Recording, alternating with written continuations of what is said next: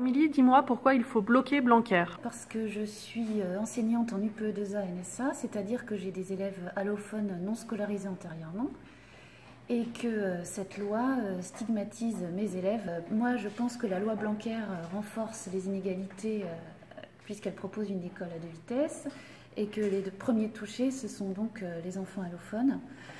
Puisque quand même c'est leur famille qu'on stigmatise avec l'interdiction du port du voile pour les accompagnatrices scolaires, la chasse aux prosélytes autour des écoles et le rejet des mesures rendant obligatoire la scolarisation des enfants étrangers.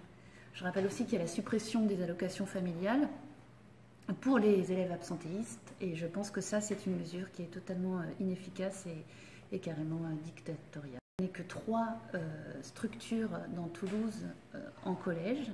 De toute façon, il n'y en a qu'en collège, de toute façon. Il n'y en a pas en lycée, à Toulouse. Donc moi, je suis à Berthelot et nous n'avons que 18 heures par semaine avec ces élèves, alors qu'il nous en faudrait 26, parce qu'on a un problème d'effectifs et de classes surchargées et des enseignants qui ne sont pas forcément formés pour cela.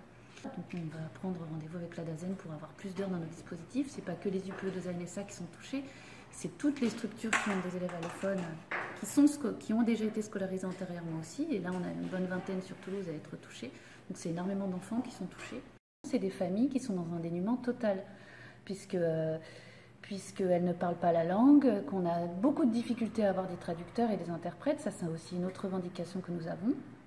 Et puis, on a aussi des enfants qui n'ont pas de famille, qui arrivent seuls et qui sont mineurs non accompagnés. Alors, pour toutes ces raisons, on monte un collectif avec mes collègues. On est actuellement une vingtaine. Donc, ça fait une vingtaine d'établissements, ce qui est quand même assez conséquent. Et ce collectif vise à défendre les enfants nouvellement arrivés en France. Voilà. C'est le collectif de défense des enfants nouvellement arrivés en France.